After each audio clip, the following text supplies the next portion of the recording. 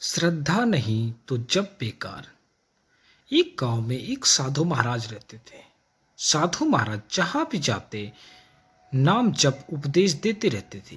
साधु महाराज का नाम जप पर अगाध श्रद्धा देखकर कई लोगों ने उन्हें राम की दीक्षा ली।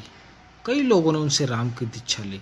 कुछ लोग तो उनके सानिध्य में रहकर ईश्वर का अनुग्रह पाने के लिए उनके शिष्य तक बन गए। एक बार साधु महाराज शिष्यों को नाम की महिमा सुना रहे थे। भगवान राम श्री राम की नाम की महिमा सुना रहे थे। तब उन्होंने कहा, अगर श्रद्धा हो तो राम नाम जपने मात्र से ही मनुष्य के सारे संकट पार हो जाते हैं, सारे संकट दूर हो जाते हैं केवल श्री रामचंद्र जी का नाम लेने से। यह सुनकर साधु महाराज का एक शिष्य खुशी से उछल पड़ा। उसे तो मानो हर संकट से उबरने का रामबाण मिल गया। वह प्रतिदिन भिक्षा के लिए नदी पार करके दूसरे गांव जाता था, इसलिए उसे नाविक के 4 आने देने पड़ते थे। एक दिन की बात है, साधु महाराज का वह शिष्य भिक्षा के लिए जा रहा था। उस दिन कहीं दूर कहीं बारिश हुई, जिससे नदी में बाढ़ आ गई। नाविक ने ले जाने से मना कर दिया। तभी शिष्य ने गुरु जी का वह उपदेश याद आया, राम का नाम जपने मात्र से मनुष्य के सारे संकट पार हो जाता है। शिष्य ने सोचा, अगर राम का नाम से सभी संकट पार हो जा सकता है तो नदी कौन सी बड़ी बात है। लेकिन फिर भी उसे संदेह हुआ, कहीं डूब गया तो। उसने पहले गुरु जी से पूछना उचित समझा, उसके बाद आगे बढ़ना की सोचा। इसीलिए वह सोचा, पहले गुरु जी से आज्ञा ले लेता हूँ। वह वापस गुरु जी के पास गया और बोला, गुरु जी, आज तो नदी में बाढ़ आई हुई है और नाविक ने पार कराने से मना कर दिया। अब मैं क्या करूं गुरु जी? गुरु जी बोले, कुछ नहीं, आज जल पर निर्वाह कर लेंगे। लेकिन जल का निर्वाह करना शिष्य को मंजूर नहीं था। उसने गुरु जी से फिर पूछा, गुरु जी, आप कहते हैं राम नाम जपने मात्र से सभी संकटों से पार हो जाया जा सकता है, तो क्या राम नाम से नदी भी पार नहीं की जा सकती? गुरु जी बोले, अवश्य। श्रद्धापूर्वक लिया गया नाम सभी संकटों को पार कर देता है, इनमें कोई संदेह नहीं। नदी पार हो सकती है, नदी को पार किया जा सकता है। केवल राम नाम लेने मात्र से ही नदी पार होया जा सकता है। फिर क्या था, गुरुजी की बात सुनकर शिष्य फिर से नदी की ओर चल दिया। शिष्य को पक्का विश्वास तो नहीं था फिर कि वह पार हो जाएगा, लेकिन फिर भी राम नाम की परीक्षा लेने के लिए वह नदी में उतर गया। उसने एक बार राम बोला और एक कदम आगे बढ़ा, कुछ नहीं हुआ। 2 बार राम नाम लेकर बढ़ा, कुछ नहीं हुआ। फिर उसे कोई प्रभाव नहीं दिखा। अब राम नाम बोलते बोलते आगे बढ़ने लगा। पानी उसके गर्दन तक आ गया। अब वह सोचा, राम नाम बेकार है, ये केवल लोगों को उपदेश देने के लिए है, गुरुजी तो झूठ बोलते हैं। इतने में एक बड़ी लहर आई और उसे बहा कर ले गई। शिष्य बेचारा गोते खाते खाते किसी तरह किनारे पहुंचा।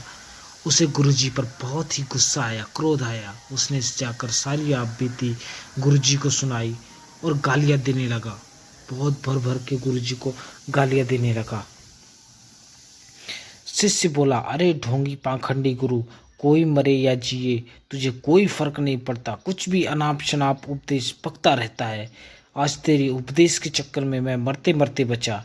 ये ले तेरी कंठी माला, आज आज से मैं पूरी दुनिया के सामने तेरे को नंगा करूंगा। गुरुजी शांत बैठे थे और मुस्कुरा रहे थे। यह देखकर शिष्य गुस्से से और लाल हो गया। मैं जा रहा हूँ गांव वालों को तेरी असलियत बताने, यह कहते हुए फिर से नदी की ओर चल दिया और पीछे पीछे गुरु भी चल दिए। जब नदी के किनारे पहुंचे तो नदी उफान भरती। शिष्य नदी के किनारे बैठकर नदी को शांत होने की प्रतीक्षा कर रहा था। वह सोच रहा था कि नदी शांत हो जाए, उसके बाद नाविक की मदद से मैं नदी को पार करके जाके गांव वालों की असलियत बता दूं। गुरुजी किनारे पर बिना रुके ही नदी में उतर गए। जैसे ही साधु महाराज नदी में उतरे, नदी ने रास्ता दे दिया। यह देखकर शिष्य दंग रह गया। उसे अपनी भूल समझ आ गई। वह पश्चाताप की आग में जलता हुआ नदी में कूद पड़ा। उस समय उसे जीवन की कोई परवाह नहीं थी, ना ही उसे कोई सुध ही थी। वह दौड़ता हुआ नदी पार कर गया और गुरुदेव के चरणों में गिरकर क्षमा याचना मांगने लगा। साधु महाराज ने उसे उठाया और गले लगा लिया। जब उसे सुध आई तो उसने पीछे मुड़कर देखा, नदी ज्यों त्यों बह रही है।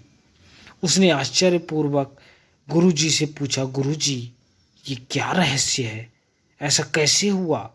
जब मैंने राम नाम जपा तब नदी पार नहीं कर पाया, अब जबकि मैंने कुछ नहीं जपा फिर भी नदी पार हो गई। ऐसा कैसे हुआ गुरुजी? कृपया करके मुझे बताएं, ऐसा कैसे हो गया? मुझे बिल्कुल समझ में नहीं आ रहा है, कैसे हो गया?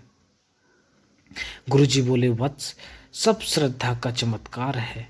नाम तो श्रद्धा को साधने का जरिया मात्र है। तुम राम कहो या कृष्ण, उससे कोई फर्क नहीं पड़ता। अगर श्रद्धा है तो तुम्हारा कोई भी नाम या विचार तुम्हें संकटों से पार किया जा सकता है। यदि श्रद्धा नहीं है तो सारे नाम बेकार है। गुरुजी आगे बोले, जब तुम पहली बार नदी पार कर रहे थे उस समय तुम्हें नाम से श्रद्धा नहीं संदेह था, लेकिन अब जब तुमने उसी नाम से पार होते देखा तो तुम्हें अपनी भूल का एहसास हो गया और तुमने अपने जीवन की परवाह किए बिना ही समर्पण कर दिया। यही श्रद्धा है।